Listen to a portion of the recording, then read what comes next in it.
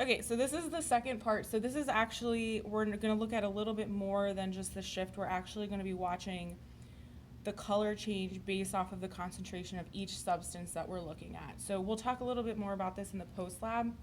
So really what you're doing here is just paying attention to color change and recording what you're seeing. So the first thing that I did before we started recording was I added 20 milliliters of the potassium thiocyanate. If we remember, I don't really care about potassium because it's just a spectator ion. So really the only thing that's in here that's going to do chemistry is the thiocyanate.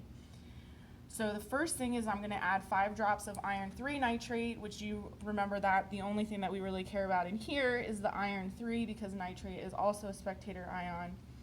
And it's telling me that I have to add 5 drops into different spots in the Petri dish. So I'm going to put one here, 3, 4, 5. Okay, and then it tells me to swirl until the solution is orange throughout. I'm going to do one of these numbers. Okay. I'm a little dark here. That makes me a little nervous, but that's okay. Just keep swirling here. Mix up a little bit. Okay.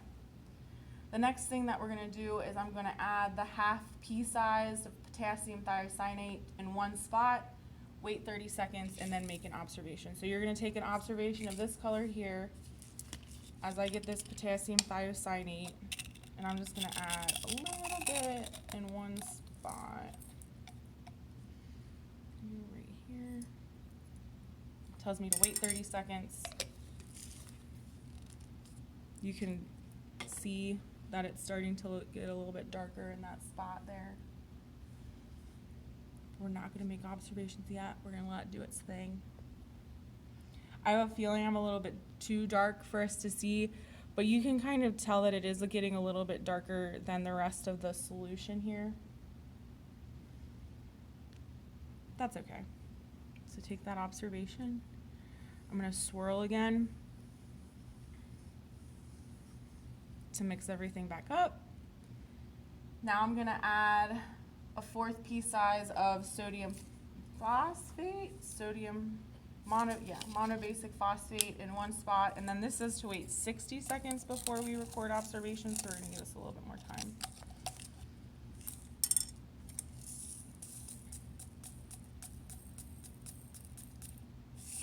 Put it here.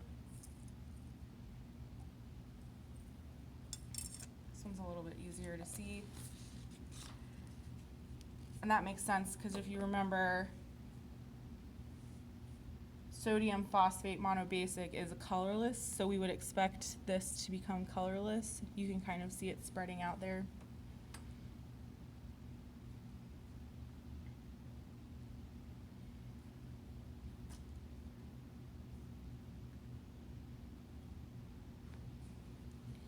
Okay, and then so go ahead and take observations. You can definitely see it here where we're starting to get colorless. And now I'm going to swirl. Magic!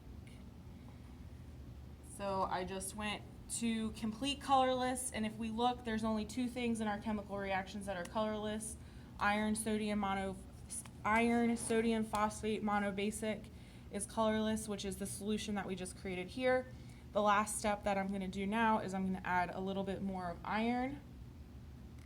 Correct? In one spot it says do not stir, record color change. So here's the iron 3 in one spot. And then I'm going to do a pea size amount of the thiocyanate in a different spot, and then we're going to record observations, and then we'll be done with this part of the lab.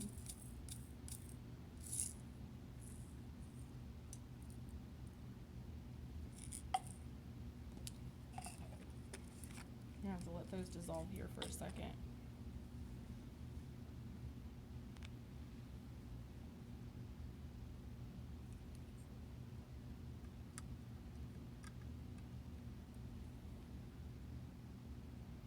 You can see a little bit of a color, not too much.